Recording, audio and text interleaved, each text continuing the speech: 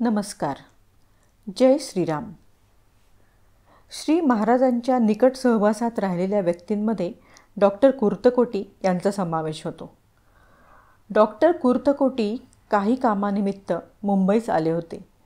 त्यावेळेस बेलसरे बाबा त्यांना भेटायला सरदार गृहात गेले. तेथे त्यांचा जो संवाद झाला तो बेलसरे बाबांनी खालीलप्रमाणे दिला आहे. स्वामींच्या गळ्यात एक जुनी तुळशीची माळ होती. श्री महाराजांनी त्यांना नाम दिले तेव्हा त्यांच्या गळ्यात घातलेली माळ स्वामींनी ती जपून ठेवली होती. बोलण्याच्या ओघात ती माळ आम्हाला दाखवून स्वामी सहज म्हणाले, या माळेवर खूप नाम झाले आहे. नामाचे अनुभव पण आले आहेत. त्या नामात महाराज आहेत याची प्रचिती देखील आली. यावर बेलसरे बाबांनी स्वामीजींना विचारले, नामाने कुंडलिनीवर जो परिणाम घडतो त्याबद्दल महाराज कधी काही बोलले का?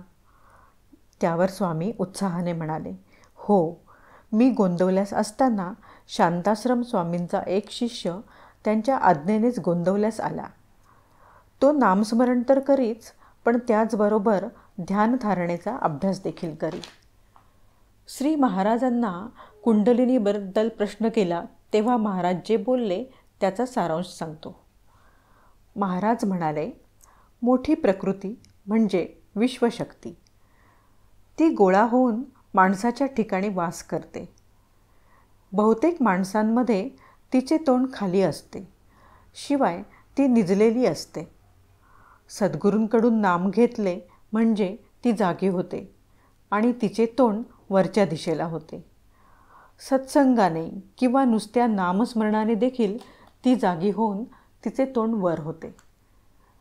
जागी झालेली शक्ती आपल्या मूळ स्थानावरून वर जाण्याच्या पहिल्या पायरीवर आली की माणूस संत दर्शने घेतो, संतांच्या ग्रंथांचा अभ्यास करतो, संत कृपा व्हावी म्हणून प्रार्थना करतो, नियमाने नामस्मरण करतो. या अभ्यासाचा परिणाम होऊन शक्ती वर जाण्याच्या दुसऱ्या पायरीवर येते. ही पायरी बेंबीपाशी असते. माणसाची वासना बेंबीपाशी वास करते. तेथे कुंडलिनी येऊन स्थिर झाली म्हणजे माणसाची वासनाच बदलते. इंद्रियाचे भोग भोगण्याची लालसा नकळत क्षीण होते. नामाला जीवन वहावे अशी उत्कट इच्छा होते. काही अभ्यासकांना आतील संघर्षाचा कमी जास्त तीव्र अनुभव येतो. गत आयुष्याबद्दल पश्चात्ताप होतो. पण येथे जीवनाचे खरे ध्येय निश्चित होते. कुंडलिनी बेंबीपर्यंत वर चढणे हा कुंडलिनीच्या वर चढण्याच्या मार्गातला पहिला टप्पा आहे. या टप्प्यापर्यंत पोहोचल्यावर काही लोकांना काव्य सुचते, नवीन कल्पना सुचतात, वाक्चातुर्य प्राप्त होते. येथे न थांबता साधकाने चिकाटीने नामस्मरण चालू ठेवले तर कुंडलिनी हृदयापर्यंत पोचते. तेथे एकीकडे आपल्या आराध्य दैवताचे सानिध्य लाभते आणि दुसरीकडे जागेपणचा संबंध काळ नामाचे स्मरण टिकते. कधीकधी नामस्मरणातून दिव्य नाद ऐकू येतो. आराध्य दैवताच्या किंवा सद्गुरूंच्या मनोमय सानिध्यातून त्यांच्याबद्दल निस्वार्थी प्रेम उदय पावते. हृदयातून कुंडलिनी कंठामध्ये जाते. तेथे स्वप्नामध्ये व गाढ झोपेमध्ये देखील नाम चालते. येथे कितीतरी वेळा मानसपूजा चालते.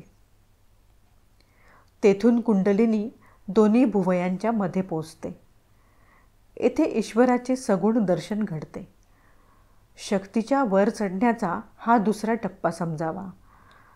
येथपर्यंत पोचणे फार अवघड नाही, पण पोचल्यावर तेथे स्थिरावणे मात्र कठीण असते. लौकिकाची, सिद्धींची, श्रेष्ठपणाच्या कल्पनेची आकर्षणे केव्हा काय विघ्न आणतील आणि खाली ओढतील याचा नेम नसतो. येथे श्री सद्गुरूंचे संरक्षण अनुभवास येते. येथून पलीकडे जाणारे थोडेच आढळतात. पलीकडे जाणारा साधक संपूर्ण शरणागत होऊन जातो. काही काळ तो भानावर असत नाही, पण मग देहावर येऊन अनेक लोकांना नामाला लावतो. जय श्रीराम.